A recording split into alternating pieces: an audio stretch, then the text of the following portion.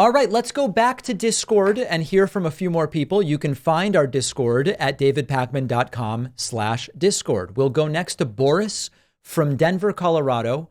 Boris, welcome to the program. What's going on with you? Hey, David. I wanted to ask, I don't know if you've done a segment on this or put out any opinions on who you think Trump is going to pick for his VP nominee. I, you know, Here's the reason it's so hard to know. At one point, Trump said that he was going to pick a woman. A few weeks ago, Trump said he had already made his selection. Last week, Trump was asked, might you pick Tim Scott? And he said, he's certainly someone I would consider, which is a very different answer than I've actually already made the choice. So I have no idea whatsoever. There was a rumor that he was considering Ben Carson, although it's not obvious to me what Ben Carson brings. If he were still, into this idea of picking a woman, the names that were floated were, Carrie Lake, but she's running for Senate now, so I don't think she would do it. Maybe it's Kristi Noem. Honestly, at this point, nothing would surprise me because the guy is so erratic. It kind of gives me the sense that if it comes to decision day, he'll decide based on the last person to whisper an idea in his ear before he makes the announcement. It's very unpredictable. Yeah, I'm super curious. I think yesterday or this morning, Tulsi Gabbard was on one of the Fox News shows, and someone asked her if she would take it, and she said she would certainly be open to that conversation, which I thought was interesting.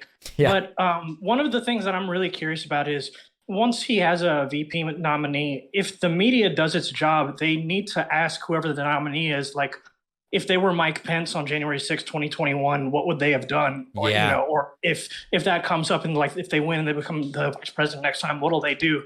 And I'm wondering like how they're going to try to answer that question. Someone like Tim Scott, who I think like a lot of people used to think were like a more respectable Republican, who is going to have to toe the line to Trump in order to be his VP nominee. How would they answer that question? It's a very good question because on the one hand, in order to even sort of qualify to be Trump's VP, you, I guess, need to be someone who believes Trump won and whatever. I mean, it's a very tough situation because if you then say the wrong thing and you say, no, I mean, listen, Joe Biden won and that's it. I think what they would most likely end up doing is coming up with some way not to answer, which is to say, listen, I wasn't in that position.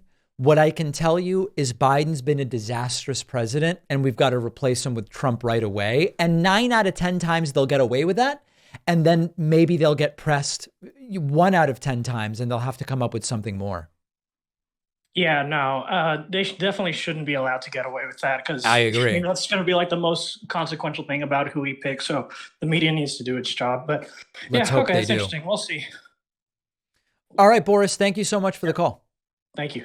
All right, there goes Boris. Let's go next to Tony from New York, who's also a website member. Tony, thank you so much for being a website member. Welcome to the program. What's on your mind today? Hey, can you hear me? Yeah, I can.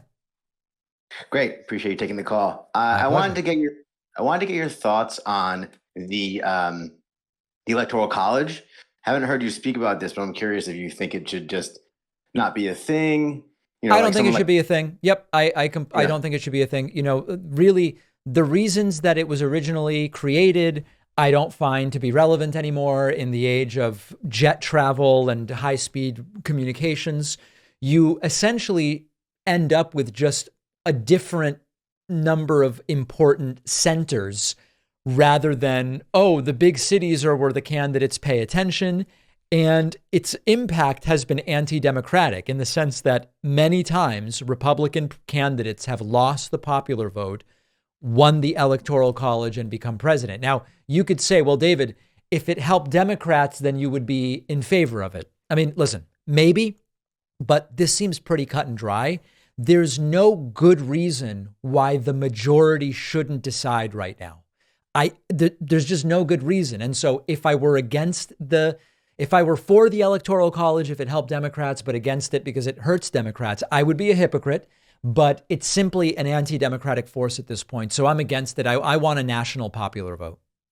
Yeah, I mean, I agree. And do you think it would also probably increase the amount of people that do vote? Like, you think like Yes, I people think like it would. in New York, for instance, they like, what do you say to someone like me who's in New York and says, well, my vote doesn't really count, so do I even bother voting? Do you think it's Yeah, important everybody still I votes? completely agree. I think it would increase voter turnout.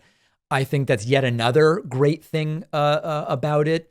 Yeah, I'm against it, and I think the most direct path to it is something called the National Popular Vote Interstate Compact, which I encourage folks to look up if they're not familiar with it. Cool. I'll check that out. I appreciate you. All right, Tony from New York, great to hear from you. Appreciate it.